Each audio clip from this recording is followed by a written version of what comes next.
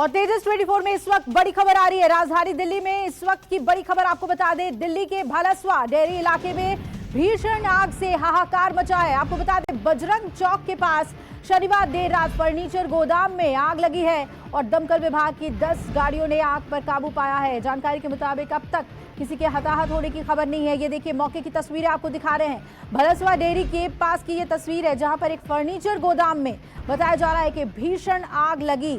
लेकिन राहत की बात यह कि इस आग में कोई भी हताहत नहीं हुआ है, लेकिन दमकल कर्मियों को खासी मशक्कत करनी पड़ी इस आग को काबू में करने के लिए।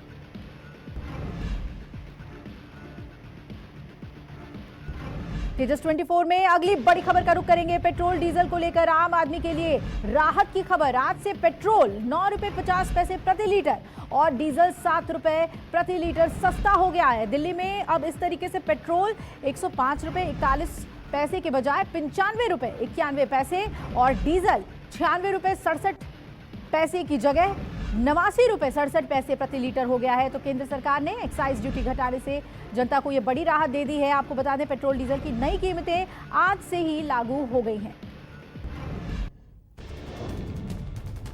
केंद्र सरकार ने महंगाई की मार झेल रहे आम लोगों को बड़ी राहत दी है। केंद्र ने पेट्रोल और डीजल पर एक्साइज ड्यूटी घटा दी है। पेट्रोल पर एक मुश्त 8 रुपए और डीजल पर 6 रुपए प्रति लीटर एक्साइज ड्यूटी कम कर दी गई है, जिससे पेट्रोल के रेट में करीब 9 रुपए 50 पैसे और डीजल के दाम में करीब 8 रुपए की कमी हो जाएगी। घटी हुई कीमतें आज से लागू हो गई हैं। वित्त मंत्री निर्मला सीतारमण ने ट्वीट कर दी।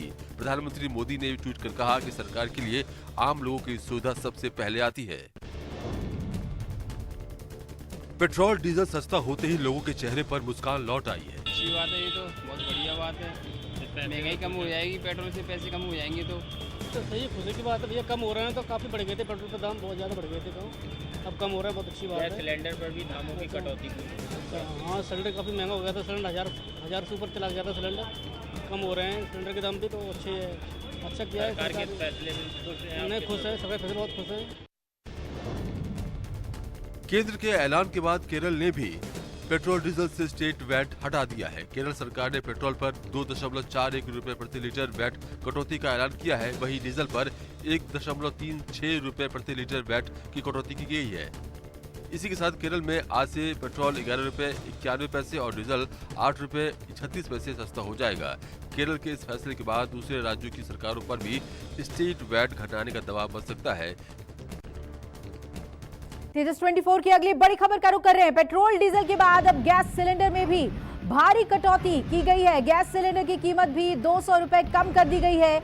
ये बड़ी राहत, ये सब्सिडी हालांकि उज्ज्वला योजना के 9 करोड़ से ज्यादा लाभार्थियों को मिलेगी। आपको बता दें कि सरकार की तरफ से एक साल में सिर्फ सब्सिडी वाले 12 सिलेंडर्स को ही सस्ता किया गया है।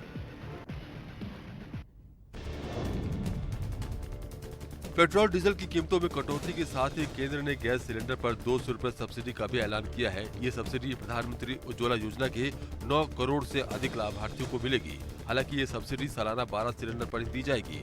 वित्त मंत्री निर्मला सीतारमण ने ट्वीट कर कहा कि इस साल प्रधानमंत्री उज्ज्वला योजना के 9 करोड़ से अधिक लाभार्थियों को 200 रुपए प्रति गैस सिलेंडर 12 सिलेंडर तक ही सब्सिडी देंगे। इससे सालाना करीब 6100 करोड़ रुपए का राजस्व प्रभावित होगा। कांग्रेस ने कहा है कि पहले 60 दिनों में 10 रुपए बढ़ाए गए और अब 9 रुपए 50 पैसे घटाकर जनता को बेवकूफ बनाने की कोशिश हो रही है। 60 दिन पहले यानी 21 मार्च 2022 को 10 रुपया लीटर आपने पेट्रोल के दाम बढ़ाए और आज 9 रुपया 50 पैसे प्रति लीटर कम कर दिए। अभी भी 50 पैसे ज्यादा है, तो क्या करें? ताली बजाएं, थाली बजाएं, धन्यवाद करें। बीजेपी ने पेट्रोल डीजल की कीमतों में कमी का स्वागत किया है। हमारी माताओं को, बहनों को घर में जो गैस के दाम कम हुए हैं और साथ साथ पेट्रोल डीजल के जो दाम इतने बड़ी मात्रा में कम हुआ, 9.5 रुपये पेट्रोल का और जो इतनी बड़ी मात्रा में जो डीजल के प्राइस कम हुए, उससे जो इन्फ्लेशन भी बढ़ रहा है वो उसको भी बड़ी इसमें कमी आएगी और देशवासियों को बड़ी राहत मिलेगी। देश की आर्थिक राजधानी मुंबई में एक्साइज कटौती के बाद भी पेट्रोल का रेट 111 रुपए है। बीजेपी ने महाराष्ट्र सरकार से वैट घटाने की मांग की है। 9.5 रुपए से पेट्रोल प्रति लीटर कम हो जाएगा और 7 रुपए से प्रति लीटर डीजल कम हो जाएगा। फिर गैस सिलेंडर 9 करोड़ उज्ज्वला ग्राहक जो है उनको गैस सिलेंडर 200 रुपए से कम मिलेगा। दरअसल महाराष्ट्र से सटे गुजरात, कर्नाटक और एमपी में पेट्रोल की कीमतों में काफी अंतर है। इसलिए निर्दलीय सांसद नवनीत राणा ने महाराष्ट्र सरकार से पेट्रोल डीजल पर स्टेट टैक्स घटाने की मांग की है। पेट्रोल पे 9.5 रुपए, डीजल पे 7 रुपए, 200 रुपए पर सिलेंडर जो रिलीफ केंद्र सरकार ने दिया है, इसके लिए सभी का मैं मेरे केंद्र सरकार का, मोदी जी का, फाइनेंस मिनिस्टर का दिल से बहुत बहुत धन्यवाद करती हूँ। और अगली बड़ी खबर का रुख कर लेते हैं। पीएम मोदी कल 2 दिन के जापान दौरे पर रहेंगे और इस दौरान पीएम मोदी टोक्यो में होने वाले क्वाड सम्मेलन में शामिल होने वाले हैं। आपको बता दें, इसके लिए आज देर रात पीएम जापान के लिए रवाना हो जाएंगे और सूत्रों के मुताबिक पीएम मोदी जापान में 23 कार्यक्रम में शामिल होने वाले हैं। 2 दिन के दौरे पर अमेरिकी राष्ट्रपति समेत ऑस्ट्रेलिया और जापान के प्रधानमंत्रियों के साथ भी बैठक होगी उनकी। प्रधानमंत्री नरेंद्र मोदी टोक्यो में होने वाले क्वाड सम्मेलन में शामिल होंगे। इसके लिए पीएम मोदी आज देर रात जापान के लिए रवाना हो जाएंगे। मोदी 23 और 24 मई को क्वाड नेताओं के साथ चर्चा करेंगे। The upcoming summit in Tokyo would therefore provide the leaders with an opportunity to take stock of the progress made thus far on Quad's initiatives. World economic forum की सालाना बैठक आज से स्विट्जरलैंड के दावोस में शुरू हो गई। देश के वाणिज्य और उद्योग मंत्री पीयूष गोयल 23 और 25 मई तक इस फोरम में मंत्रियों, मुख्यमंत्रियों और उद्योग जगत के नेताओं के डेलीगेशन को लीड करेंगे। गोयल के साथ 6 राज्यों के मुख्यमंत्री और कई सीनियर मंत्री भी दावोस जाएंगे। मध्य प्रदेश, तमिलनाडु, आंध्र प्रदेश, महाराष्ट्र, कर्नाटक और तेलंगाना के 6 राज्यों के मुख्यमंत्री और वरिष्ठ नेता शामिल होंगे। प्रधानमंत्री नरेंद्र मोदी ने डेफलिंकिंग में शामिल भारतीय खिलाड़ियों के दल से मुलाकात की। पीएम मोदी ने पदक जीतने वाले खिलाड़ियों को शाबाशी दी। आप डबल्स में जब खेलते हैं तो आपका पार्टनर, मैंने सुना है महेश, आपसे उम्र में बहुत छोटा है, इतना अंतर है, आप इतने सीनियर है, तो महेश बहुत छोटा है। कैम्ब्रिज यूनिवर्सिटी में आइडियाज फॉर इंडिया सम्मेलन में शामिल हुए राहुल गांधी ने केंद्र सरकार पर हमला बोला। कहा, भारत में हालात ठीक नहीं। भारत में बीजेपी ने चारों तरफ केरोसिन छिड़क रखा है। एक चिंगारी से आग भड़क सकती है। देश का लोकतंत्र खतरे में है क्योंकि संवैधानिक संस्थाओं पर लगातार हमले तेज हो रहे हैं। चीन मुद्दे पर भी राहुल गांधी ने 7 समंदर पार पहुंचकर सरकार को घेरा। कहा, चीन ने लद्दाख में यूक्रेन जैसी स्थिति पैदा कर दी है। राहुल गांधी के कैम्ब्रिज में दिए गए बयान पर केंद्रीय मंत्री मुख्तार अब्बास नकवी ने पलटवार किया है। के दिल में हिंदुस्तान के प्रति जुनून और जज्बा और प्यार होता है, वो हिंदुस्तान में रहे या हिंदुस्तान के बाहर रहे, हिंदुस्तान की खुशहाली की दुआ भी करता है और हिंदुस्तान के बड़ाई भी करता है। लेकिन कुछ लोगों की आदत हो गई है कि हिंदुस्तान की बदहाली की बद्दुआ करना। शिवसेना ने राहुल गांधी के बयान का समर्थन किया है। शिवसेना नेता संजय राउत ने कहा, राहुल गांधी ने सच कहा है। संजय राउत ने राहुल गांधी का समर्थन करते हुए कहा कि राहुल गांधी ने जो बात कही है वो सच है। जो बीजेपी के विरोधी है उनके खिलाफ केंद्रीय एजेंसियां जिस प्रकार से मुहिम चला रही हैं, ये लोकतंत्र के लिए ठीक नहीं है। देश में लोग आज भी डरे हुए हैं। राहुल ने कहा था कि बीजेपी ने पूरे देश में केरोसिन छिड़क दी है और एक चिंगारी से आग भड़क सकती है। कैम्ब्रिज में राहुल गांधी के संबोधन से देश का सियासी पारा चढ़ा हुआ है। बीजेपी नेता राहुल गांधी पर लगातार हमले बोल रहे हैं। इस बीच राजस्थान के मुख्यमंत्री अशोक गहलोत ने कहा कि इस बात का एहसास बीजेपी को नहीं है क्या?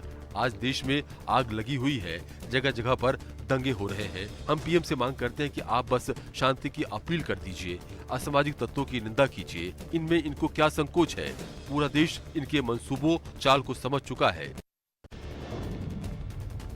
कैम्ब्रिज यूनिवर्सिटी में राहुल गांधी के संबोधन के बाद बीजेपी हमलावर हो गई है। महाराष्ट्र के पूर्व सीएम देवेंद्र फडणवीस ने राहुल गांधी पर निशाना साधा है। कांग्रेस की लगातार हो रही हार और एक एक कर नेताओं के पार्टी छोड़े जाने से राहुल गांधी हताश हो गए हैं। इसलिए हताशा में वे बीजेपी पर आरोप लगा रहे हैं। राहुल गांधी ऐसा केवल अपनी ओर ध्यान खींचने के लिए कर रहे हैं। राहुल गांधी ने कैम्ब्रिज यूनिवर्सिटी में दिए भाषण में बीजेपी पर भारत में अशांति फैलाने का आरोप लगाया है। तेजस 24 की अगली बड़ी खबर का रुख करेंगे। अमित शाह के अरुणाचल दौरे का आज दूसरा दिन है और इस दौरान शाह तेंगापानी के पास गोल्डन पगोडा में पूजा अर्चना करेंगे। आपको बता दें इसके बाद वो नमसई जनरल ग्राउंड में जनसभा को भी संबोधित करने वाले हैं। साथ ही कई परियोजनाओं का शिलान्यास शाह करेंगे। इसके अलावा गृह मंत्री नमसई में NHIDCL के अधिकारियों के साथ एक समीक्षा बैठक भी करने वाले हैं। केंद्रीय गृह मंत्री अमित शाह के अरुणाचल दौरे का आज दूसरा दिन है। शाह आज तेंगापानी में एक जनसभा को संबोधित करेंगे। शनिवार को उन्होंने तिरप में कहा कि मोदी सरकार ने दिल्ली और नॉर्थ ईस्ट में जो अंतर था उसे खत्म कर दिया। अलग अलग समस्याएं जो खड़ी करके, कोई समस्या ही नहीं मगर खड़ी की गई समस्याओं को सहन तरीके से धीरे धीरे नरेंद्र मोदी सरकार ने धैर्य पूर्वक एक एक कर इसका समाधान ढूंढने का। जम्मू कश्मीर के रामबन में खूनी नाला पर चल रहा रेस्क्यू ऑपरेशन खत्म हो गया है। मलबे से 10 डेड बॉडी निकाली गई। बरामद हुई 10 डेड बॉडीज की पहचान हो चुकी है। 2 जम्मू कश्मीर के रहने वाले हैं और पश्चिम बंगाल के 6 लोग रहने वाले हैं। वहीं 2 लोग नेपाल से हैं। बता दें कि एक निर्माणाधीन ऑडिट टनल ढह गई थी। हादसे में 10 लोग दब गए थे, जिनको निकालने के लिए करीब 40 घंटे तक रेस्क्यू ऑपरेशन चलाया गया। रामबन में 3 दिन चले रेस्क्यू ऑपरेशन पर हमारे संवाददाता पंकज शर्मा की ग्राउंड रिपोर्ट। 10वां शव है उसे बरामद कर लिया गया है। लगातार आपको बता दें कि 3 दिनों से चाहे NDRF है, SDRF है, भारतीय सेना है, जम्मू कश्मीर पुलिस है, तमाम यहाँ पर जितनी भी सिक्योरिटी फोर्सेस हैं वो यही कोशिश कर रहे थे कि जितनी जल्दी हो सके इस ऑपरेशन को पूरा किया जाए। लेकिन अपने आप में ये ऑपरेशन चुनौतियों से भरा था, क्योंकि सबसे बड़ी दिक्कत थी मौसम, और उसके बाद ये जो आप पहाड़ देख रहे हैं ये सबसे बड़ी दिक्कत पैदा कर रहा था। तेजस 24 की अगली बड़ी खबर का रुख करेंगे, जो है ज्ञानवापी मस्जिद मामले से जुड़ी हुई परिसर में शिवलिंग पूजा की मांग तेज हो गई है। पूजा की मांग को लेकर हिंदू पक्ष एक याचिका दाखिल करने वाला है और ये याचिका कल वाराणसी के सिविल कोर्ट में दाखिल की जाएगी। आपको बता दें कि इस याचिका में ज्ञानवापी परिसर में मिले शिवलिंग की पूजा के अधिकार की मांग की गई है। ज्ञानवापी मस्जिद में मिले शिवलिंग की पूजा के अधिकार को लेकर हिंदू पक्ष सोमवार को वाराणसी की निचली अदालत में याचिका दाखिल करेगा। इस याचिका में हिंदू पक्ष शिवलिंग की पूजा का अधिकार की मांग करेगा। सोमवार को वाराणसी के सिविल कोर्ट में याचिका दाखिल होगी। दूसरी तरफ ज्ञानवापी मस्जिद मामले में सिविल कोर्ट ने जिला जज को रिपोर्ट सौंप दी है। सुप्रीम कोर्ट ने ज्ञानवापी मस्जिद मामले की कार्रवाई सिविल जज से वाराणसी के जिला जज को ट्रांसफर कर दी है। ज्ञानवापी परिसर का एक और वीडियो सामने आया है। दावा किया जा रहा है कि वीडियो परिसर के तहखाने के अंदर का है, जिसे 10 नवंबर 2021 को शूट किया गया है। तहखाने में एक बांस बड़ा, बांस छोटा 9 नग मौजूद है। इसके अलावा 3 बल्ली बड़ी 5 नग दिखी है। बल्ली छोटी 11 नग 5 और लकड़ी की सीढ़ी 1 नग मौजूद है। तेजस 24 की अगली बड़ी खबर बंगाल से, जहां पूर्व मेदिनीपुर में बमों की एक बड़ी खेप बरामद की गई है। पुलिस छापेमारी में 1000 से ज्यादा देसी बम बरामद किए गए हैं और पुलिस के मुताबिक इस बम को नष्ट करने के लिए प्रक्रिया लगातार जारी है और पुलिस की तरफ से इलाके को हाई अलर्ट पर रखा गया है। बंगाल के पूर्व मेदिनीपुर में भारी संख्या में बम बरामद हुआ है। जिले के मोयाना थाने की पुलिस की छापेमारी कर 1000 से ज्यादा देसी बम बरामद किए। इतने ज्यादा संख्या में बम मिलने के बाद बम डिस्पोजल दस्ते को मौके पर भेजा गया है। ये 1000 से ज्यादा बम 15 ड्रमों में भरे हुए थे। बम को नष्ट करने की प्रक्रिया जारी है। बम मिलने के बाद इलाके में और अधिक सख्त चेकिंग अभियान चलाया जा रहा है। असम के नौगांव जिले में नाराज लोगों की एक भीड़ ने थाना फूंक दिया।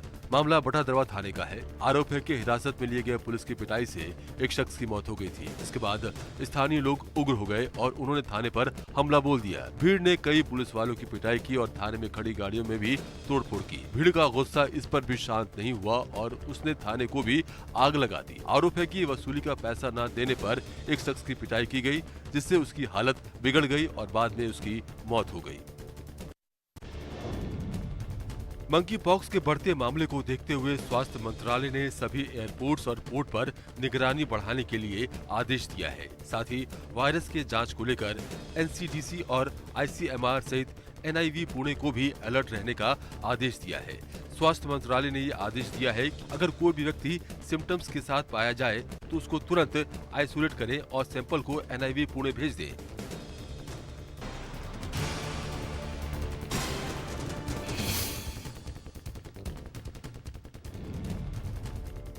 2021 में विधानसभा चुनाव में टीएमसी ने एक ऐसे उम्मीदवार को टिकट दिया था जिसके पास भारत और बांग्लादेश दोनों की नागरिकता है। इस मामले को लेकर शुभेंदु अधिकारी ने ममता बनर्जी पर निशाना साधा है और ट्वीट कर लिखा कि बांग्लादेशी नागरिक और आलो रानी सरकार को चुनाव मैदान में उतारकर टीएमसी का चेहरा बेनकाब हो गया है। शुभेंदु अधिकारी ने हाई कोर्ट के ताज़ा फैसले के बाद चुनाव आयोग से टीएमसी की मान्यता रद्द करने की मांग की है। केंद्रीय संस्कृति मंत्री जी किशन रेड्डी आज कोलकाता में राजा राममोहन राय की प्रतिमा का अनावरण करेंगे।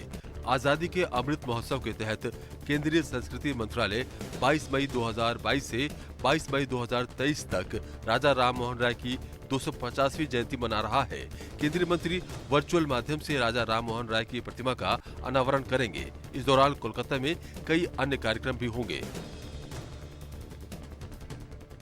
तेजस 24 की बड़ी खबर आपको बता दें, गुरुद्वारा हेमकुंड साहिब से कपाट आज खुल जाएंगे। सुबह 9:30 बजे के बाद पहला श्रद्धालुओं का जत्था दर्शन करेगा।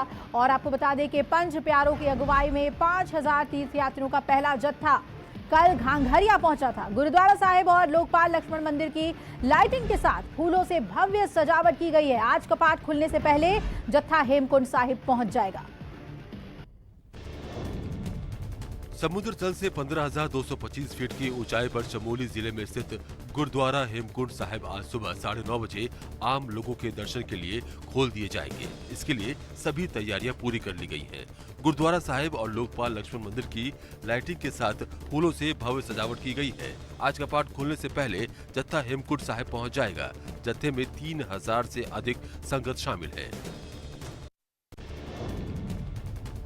महाराष्ट्र नवनिर्माण सेना के अध्यक्ष राज ठाकरे की आज पुणे में रैली होने जा रही है। इस रैली में राज ठाकरे अयोध्या दौरा रद्द करने के साथ ही कई मुद्दों पर बोल सकते हैं। रैली को लेकर मनसे ने एक टीजर रिलीज किया है।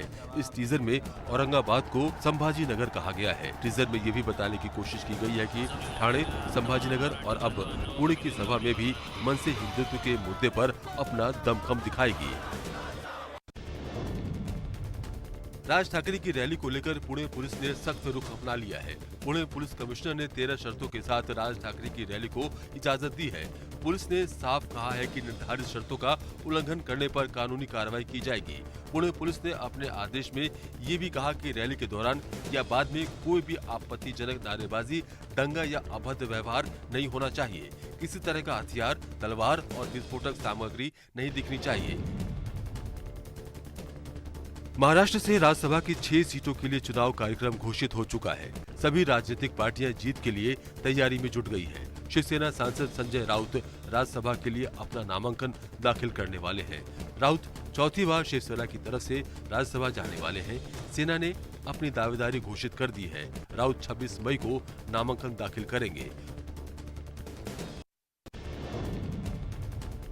शिवसेना एक्ट्रेस उर्मिला मातोंडकर को राज्यसभा भेज सकती है। सूत्रों के मुताबिक राज्यसभा में दूसरी सीट को लेकर शिवसेना की ओर से अभिनेत्री उर्मिला मातोंडकर का नाम तय किया गया है। शिवसेना ने उर्मिला मातोंडकर का नाम इससे पहले मनोनीत विधायकों के लिए राज्यपाल को भेजा हुआ है। उर्मिला मातोंडकर ने साल 2019 में हुए लोकसभा चुनाव में कांग्रेस की टिकट पर नॉर्थ मुंबई से चुनाव लड़ा था, लेकिन वो हार गई थी और उन्होंने कांग्रेस छोड़ दी थी।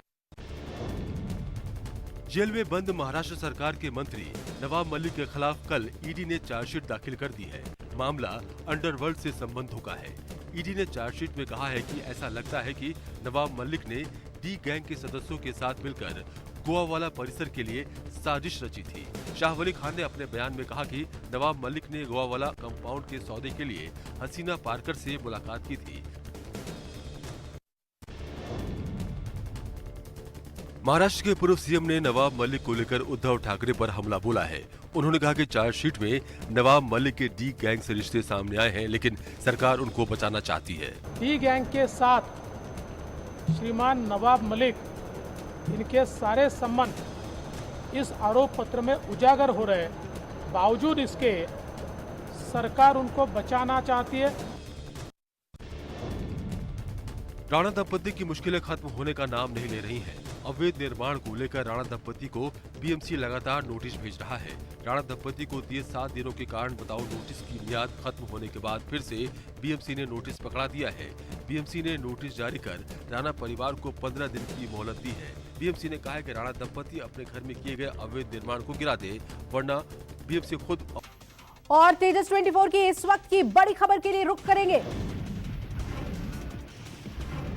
इस वक्त की बड़ी खबर बताएं, राजधानी दिल्ली में सामूहिक सुसाइड से दहशत है। बसंत विहार में बताया जा रहा है मां ने 2 बेटियों के साथ सुसाइड किया है। सभी का शव एक फ्लैट में मिला है। मां और 2 बेटियों ने सुसाइड किया है और इसी फ्लैट से सुसाइड नोट भी बरामद कर लिया गया है। तो दिल्ली के बसंत विहार में इस सामूहिक आत्महत्या से सनसनी है। एक ही फ्लैट में मां और दोनों बेटियों ने सुसाइड किया और सुसाइड नोट भी बरामद कर लिया गया है।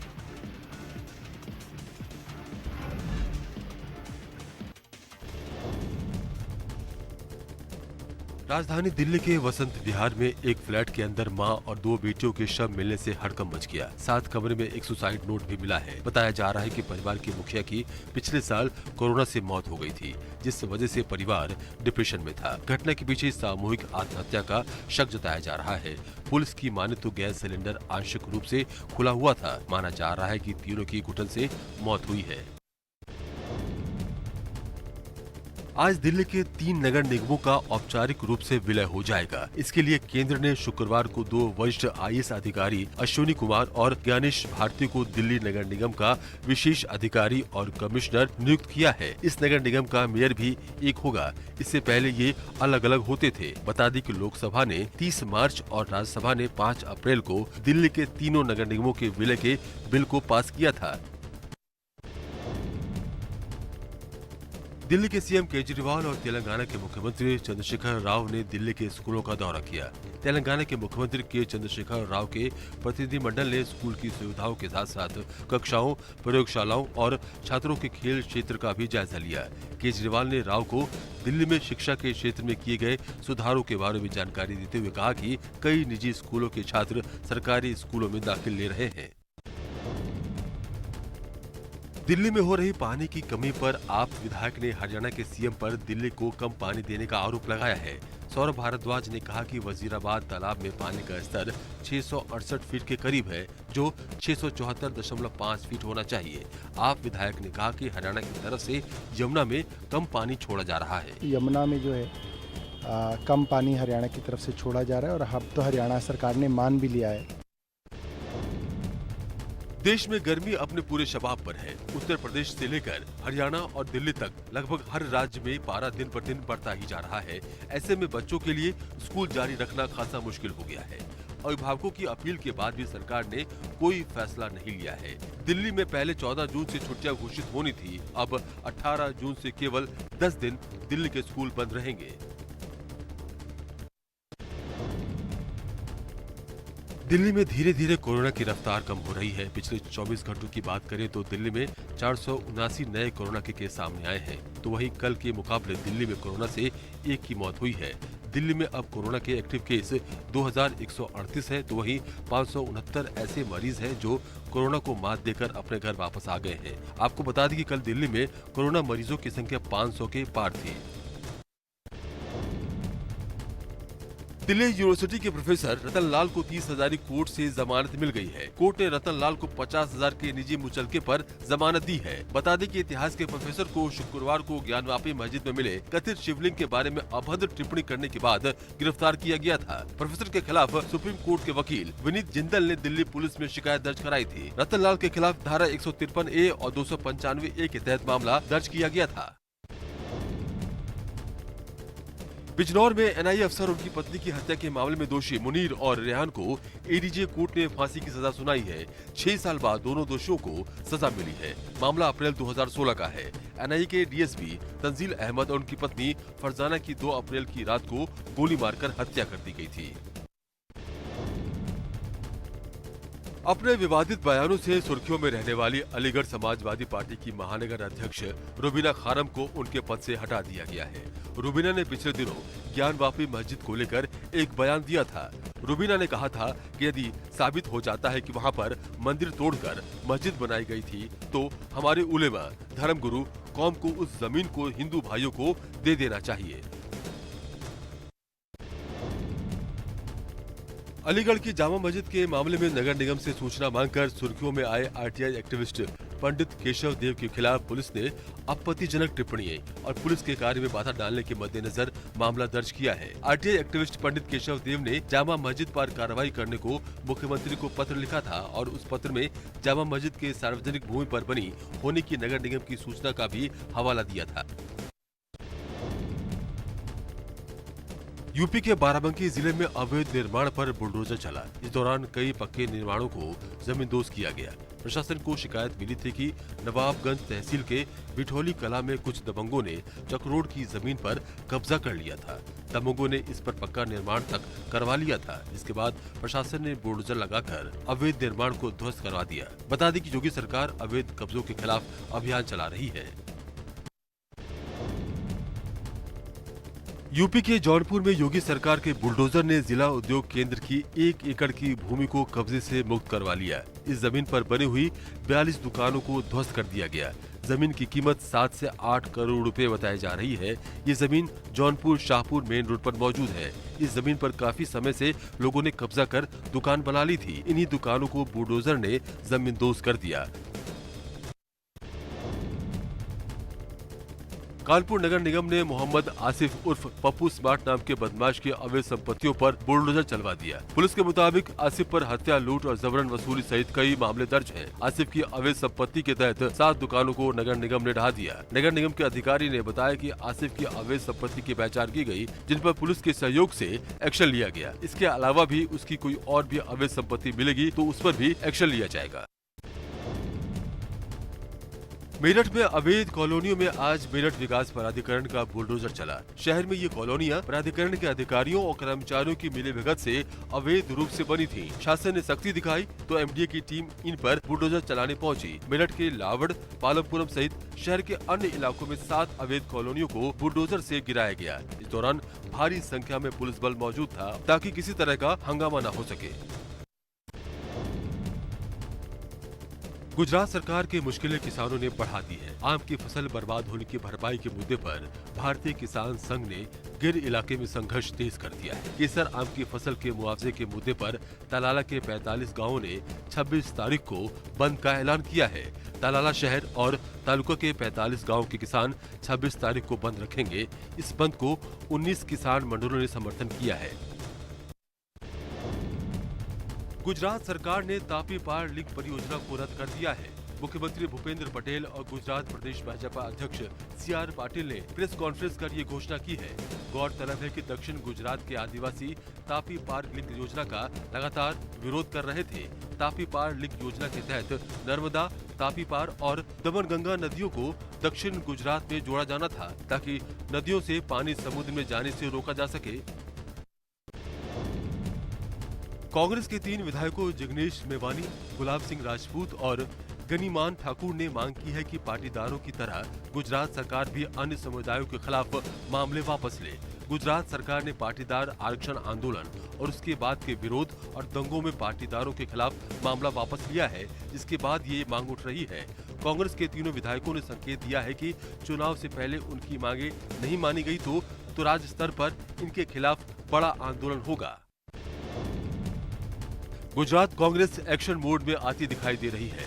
प्रदेश कांग्रेस ने उदयपुर में चिंतन शिविर में लिए गए निर्णयों को लागू करने के लिए कमेटी का गठन किया है। गुजरात कांग्रेस अध्यक्ष जगदीश ठाकुर और प्रभारी रघु शर्मा के दिल्ली दौरे के तुरंत बाद उदयपुर में चिंतन शिविर में लिए गए निर्णयों को लागू करने के लिए कमेटी का गठन किया है। गुजरात कांग्रेस प्रभारी रघु शर्मा ने इसके लिए 7 सदस्यों की कमेटी बनाई है, जो अब तक किए गए कार्यों की रिपोर्ट 7 दिनों के भीतर तैयार करेगी। पंजाब के सीएम भगवंत मान आज संगरूर में एक बड़ी साइकिल रैली को हरी झंडी दिखाएंगे। साइकिल रैली में 10,000 से ज्यादा साइकिलिस्ट हिस्सा लेंगे। मुख्यमंत्री भगवंत मान ने शनिवार को अधिकारियों को अपने शैक्षणिक क्षेत्र से संगरूर के सरकारी मेडिकल कॉलेज में पहले बैच की कक्षाएं शुरू करने का निर्देश दिया। मुख्यमंत्री ने गुरुद्वारा मस्तुआना साहिब का दौरा किया। गुरुद्वारा प्रबंधन की ओर से प्रशासन को जमीन दान में दी गई है। भगवंत मान सरकार ने केवल 2 महीने में ही 2000 एकड़ पंचायत जमीन का अवैध कब्जा छुड़वाया है। जिसमें सबसे ज्यादा फतेहगढ़ साहिब से जमीन मुक्त कराई गई है। मुख्यमंत्री भगवंत मान ने खुद ट्वीट कर कहा था कि जिन्होंने सरकार या पंचायत की जमीन पर अवैध कब्जा कर रखा है, चाहे वे राजनेता हो या अधिकारी या कुछ प्रभावशाली लोग, मैं उनसे अपील करता हूं कि अपना अवैध कब्जा छोड़कर सरकार को जमीन सौंप दे। पंजाब डेयरी किसानों ने राज्य सरकार के खिलाफ आंदोलन शुरू कर दिया है। मोहाली वेरका प्लांट के बाहर दूध उत्पादकों ने प्रदर्शन किया है। डेयरी किसानों का कहना है कि उनका कारोबार बंद होने की कगार पर है। प्रदर्शन कर रहे किसानों ने बड़े पैमाने पर दूध सड़क पर गिरा दिया। सरकार की तरफ से ये ऐलान किया गया है कि मिल्क फेड दूध को 20 रुपए प्रति लीटर फैट के हिसाब से सरकार लेगी, लेकिन दूध उत्पादकों का ये कहना है कि सरकार 60 रुपए प्रति लीटर फैट के हिसाब से उठाए। तेलंगाना के मुख्यमंत्री के चंद्रशेखर राव आज चंडीगढ़ में किसान आंदोलन में जान गंवाने वाले किसानों के परिजनों को 3-3 लाख रुपए देंगे। 3 केंद्रीय कृषि कानूनों के खिलाफ साल भर चले आंदोलन के दौरान करीब 700 किसानों की मौत हुई थी। तेलंगाना सरकार ने किसान परिवार की मदद के लिए पंजाब, हरियाणा, यूपी और दिल्ली के परिवारों की पहचान की है। यूनाइटेड अरब अमीरात स्थित दुबई के माजिद राशिद अल मुल्ला के निजी सचिव शेख कबीर ने कल अंबाला में हरियाणा के गृह मंत्री अनिल विज से मुलाकात की। शेख कबीर ने बताया कि हरियाणा के व्यापारी दुबई के साथ व्यापारिक संबंध बनाना चाहते हैं तो वो अपनी संस्था मैजेस्टिक इन्वेस्टमेंट के जरिए व्यापार करने के लिए उनसे जुड़ सकते हैं। इसके अलावा कबीर शेख ने हरियाणा के गृह मंत्री अनिल विज की कार्य प्रणाली की तारीफ करते हुए कहा कि विज अपने प्रदेश की जनता की भलाई के लिए काम कर रहे हैं। लू से झुलस रहे भारत के उत्तर पश्चिमी हिस्सों में अगले 3 दिन कुछ राहत की उम्मीद की जा सकती है। मौसम विभाग ने सोमवार को तेज बारिश का अलर्ट जारी किया है। उत्तर पश्चिम भारत के अधिकांश हिस्सों में अधिकतम तापमान में 3 से 4 डिग्री सेल्सियस की गिरावट आ सकती है। जम्मू कश्मीर, हिमाचल प्रदेश, उत्तराखंड में हल्की सी और मध्यम और पंजाब, हरियाणा और उत्तर प्रदेश में अगले 2 दिन छिटपुट बारिश हो सकती है। दिल्ली में शनिवार को ही बारिश से थोड़ी राहत मिली है। आसमान में बादल छाए रहने और गरज के साथ बारिश से दिल्ली वासियों को गर्मी से थोड़ी निजात मिली। इस दौरान अधिकतम तापमान 42.4 डिग्री सेल्सियस दर्ज किया गया। न्यूनतम तापमान 29 डिग्री सेल्सियस दर्ज किया गया। आज दिल्ली एनसीआर में तेज हवाएं चल सकती हैं। 30 से 40 किलोमीटर प्रति घंटे की रफ्तार से तेज हवाएं चल सकती हैं। ऐसे हालात 24 मई तक जारी रह सकता है। इन दिनों पूरे देश में भीषण हीट वेव देखी जा रही है। नतीजा ये है कि इस भीषण गर्मी के कारण देश के सभी बांधों का जल स्तर तेजी से गिर रहा है। भीषण गर्मी से देश में 140 में से 60 बड़े बांधों में पानी कम हो गया है। सबसे अधिक 10 राज्य प्रभावित हुए हैं। इनके बड़े बांधों में पानी का भंडार लगातार कम हुआ है। सबसे अधिक प्रभावित पश्चिमी क्षेत्र के बांध हैं। बिहार में भीषण गर्मी के बीच हुई बारिश और आंधी तूफान के चलते काफी नुकसान हुआ है। कुछ घंटों की बारिश, आंधी और आकाशीय बिजली से प्रदेश के 16 राज्यों में अब तक 34 लोगों की मौत हो गई है। बिहार के सीएम नीतीश कुमार ने आर्थिक मदद के तौर पर मृतक के परिवार वालों को 4-4 लाख की सहायता राशि देने का ऐलान किया है। लेकिन जो हमारा आपदा की तरफ से 4 लाख रुपया हम देते हैं, उसमें 16 लोगों को हमने उनके परिवारजनों को दे चुके हैं।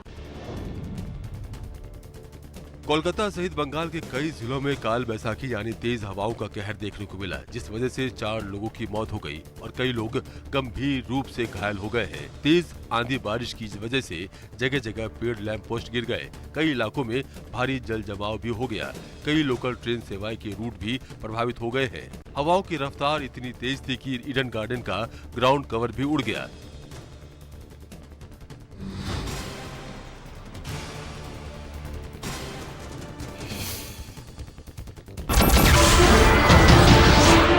नमस्कार, मैं हूं मानक गुप्ता।